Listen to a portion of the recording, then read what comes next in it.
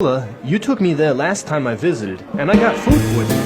Hello everyone, welcome back to another great lesson with us here at English Pod. My name is Marco. And I'm Erica. And today we're going out to eat. Yes, good thing too, because I'm hungry. I know, it's almost lunchtime. Yeah.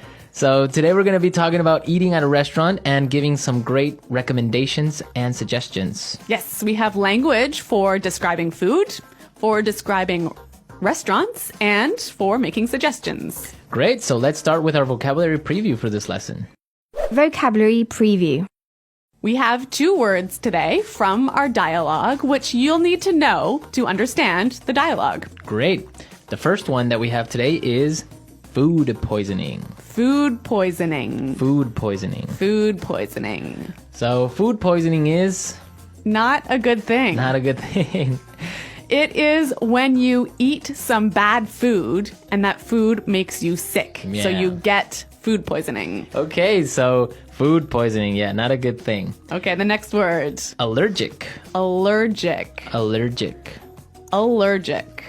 So when you're allergic to something, it makes you sick. That one thing makes you sick. right, For example, I'm allergic to seafood. right. If I eat seafood, I cannot breathe. Oh, okay, so you definitely want to stay away from fish. Yes, yes. Some people are allergic to nuts, like peanuts. Or maybe milk. milk. Yeah. Cool. So when one type of food makes you sick, you are allergic to that food. Okay, great. So with this in mind, now we can listen to our dialogue for the first time at its normal speed. But don't worry if you don't get everything now, because We'll come back and teach you the important language. Do you two have any plans for the evening? We were thinking of checking out a restaurant in the neighborhood. Do you have any suggestions? I know this really nice Italian place. The food is fantastic and the decor is beautiful. I'd recommend giving it a try. Actually, I'm not all that crazy about Italian food. I'm in the mood for something a bit lighter. In that case, I know a great little bistro. They make a really tasty seafood platter. The fish is outstanding. It sounds fantastic, but I'm allergic to seafood, so... Okay, well, let me think. Oh, I know this great little place. It's just a hole in the wall, but they do the most amazing sandwiches. You've got to give them a try. Ella, you took me there last time I visited, and I got food poisoning, remember? Well, I'm getting hungry just thinking about all of those great restaurants. yeah, some really good recommendations, except for food poisoning, right? No, not so good. Let's start with our language takeaway for this lesson. Language takeaway. Our first word on language takeaway is check out. Check out. Check out. Check out. So we have some great examples on how we can use check out in different situations, and then you can understand the meaning. Example 1. Have you been to the new cafe next door? Yeah, I checked it out yesterday. The food was great. Example 2. Hey, check out my new car. Example 3. I'm going to check out that new shopping mall this weekend. So I can understand that it just means look at. Yeah, look at. Or go see. So let's go check out that new bar in town. Yeah, okay, Okay. cool. Next word is bistro. Bistro. Bistro. Bistro. So what's a bistro? It's kind of complicated, but it's like a small restaurant that's not really cheap though. Not so cheap, but not so expensive. And it's usually French. Yes. So it's Yeah, small informal restaurant. yeah, bistro. Okay, so our third phrase for today is not all that crazy about. Not all that crazy about. I'm not all that crazy about. Okay, again, kind of a funny phrase, but we've got some examples that will help you understand the meaning. Example 1. Do you want to go shopping with me tomorrow? I'm not all that crazy about shopping. I don't like spending money. Example 2. I'm not crazy about jazz music. Can I change the song? So this is just a really polite way of saying you don't like something. Exactly. But now the opposite of this would be tasty. Tasty. That's our fourth word, tasty. tasty.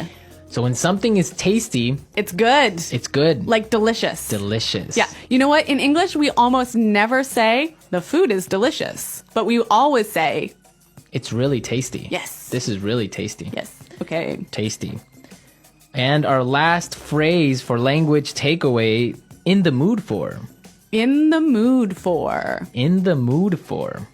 Let's listen to some examples of this phrase and we'll understand the meaning a little bit better. Example 1. We always eat hamburgers for dinner. I'm in the mood for something different. Example 2. Let's watch a movie. How about Texas Chainsaw Massacre? I am not in the mood for a horror movie. So if I'm in the mood for something, I feel like doing or eating or Watching. Yeah. It means you want to do that now. Yeah. I'm in the mood for. Okay. Some great language we just looked at, and I think it's time for us to listen to the dialogue a second time.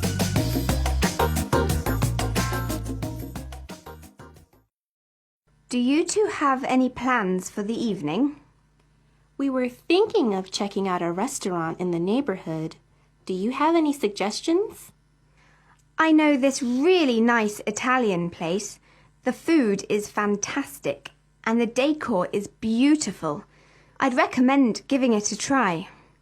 Actually, I'm not all that crazy about Italian food. I'm in the mood for something a bit lighter. In that case, I know a great little bistro. They make a really tasty seafood platter. The fish is outstanding. It sounds fantastic, but I'm allergic to seafood, so... Okay, well, let me think. Oh, I know this great little place. It's just a hole in the wall, but they do the most amazing sandwiches. You've got to give them a try. Ella, you took me there last time I visited, and I got food poisoning, remember?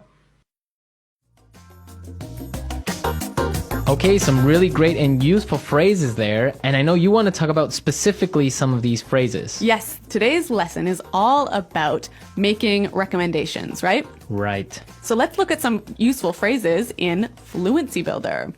Fluency Builder. So in the dialogue, we heard a great way of asking for a suggestion. That's right. Let's listen. Do you have any suggestions? Do you have any suggestions? So that's how you would ask for a suggestion, or you can say something else like, do you have any ideas? Yeah, or you might say, do you have any thoughts? Okay, so Three that's great ways. asking for suggestions. Yep. In response to this, you can say something like this. I'd recommend giving it a try. I'd recommend giving it a try. We also heard another phrase that we use for giving suggestions. You've got to give them a try. You've got to give them a try. So these two phrases are great. I'd recommend or you gotta give them a try. Yeah. Great ways of suggesting. Yes. Now, what's really important here is the pronunciation of these words, right? Yeah, you'll notice that we don't say, I would recommend. Right. We use the contraction I'd. I'd recommend. I'd recommend.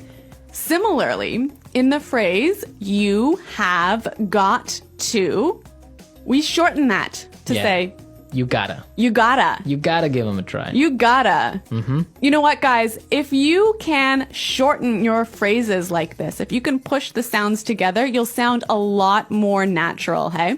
And also you'll be able to understand because in movies or in shows, they will never say, you have got to give them a try. Yeah. So if you know how to use this form, you'll understand what they mean. Exactly. Okay, great. Well, why don't we listen to the dialogue a third time and you'll hear some of these contractions in the dialogue.